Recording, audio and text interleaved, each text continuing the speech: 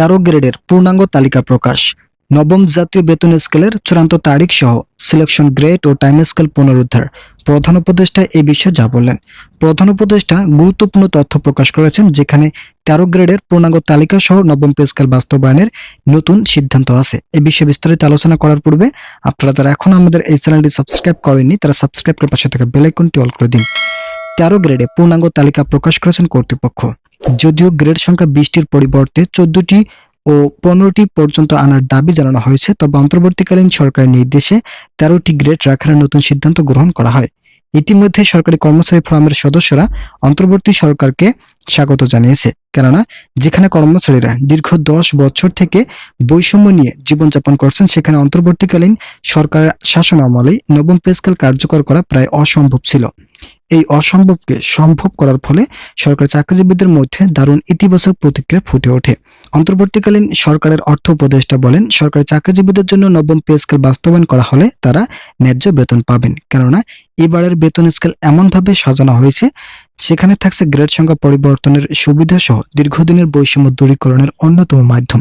কিভাবে বৈষম্য দূর করা যায় সেই বিষয়গুলো নিয়ে গভীর আলাপ আলোচনার পর নবম পে স্কেল কার্যকরের বিষয়টি ফুটিয়ে তোলা হয়েছে।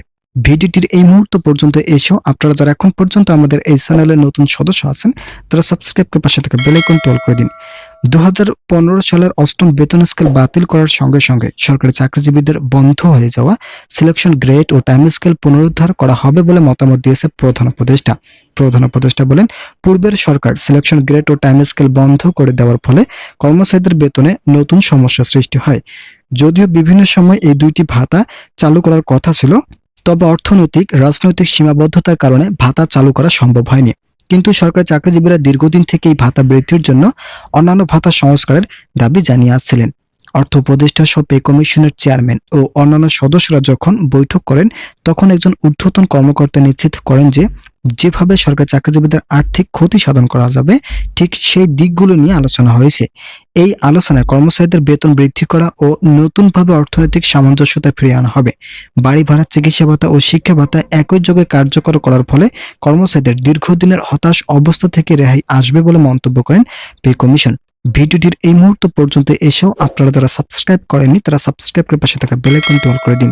2015 সালের 8ম বেতন স্কেল চালু হওয়ার পর থেকে আবারও 2020 সালে নবম পে স্কেল কার্যকর হওয়ার কথা ছিল, কিন্তু তৎকালীন মহামারী করোনা থাকার কারণে নতুন পে স্কেল চালু করা হয়নি।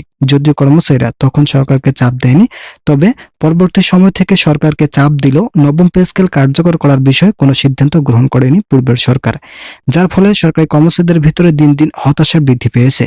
এরপর যখন অন্তর্বর্তীকালীন সরকার ক্ষমতায় অধিষ্ঠিত হলেন তখন কর্মচারীরা দাবি জানিয়েছেন নবম পে স্কেল বাস্তবায়ন করার জন্য। পরবর্তীতে অন্তর্বর্তীকালীন সরকার প্রধান উপদেষ্টা ডক্টর ইউনূস সরকার বলেন, আমরা যেহেতু দেশ সংস্কারের দায়িত্ব হাতে নিয়েছি তাই সরকারি চাকরিজীবীদের জন্য নবম পে স্কেল বাস্তবায়ন করা খুবই গুরুত্বপূর্ণ একটি পদক্ষেপ হতে পারে, যার ফলস্বরূপ তখন থেকেই নবম পে স্কেল কার্যকর সহ বিভিন্ন ধরনের ভাতা সংযুক্তির বিষয়গুলো নিয়ে কাজ করছে সরকারি কর্তৃপক্ষ।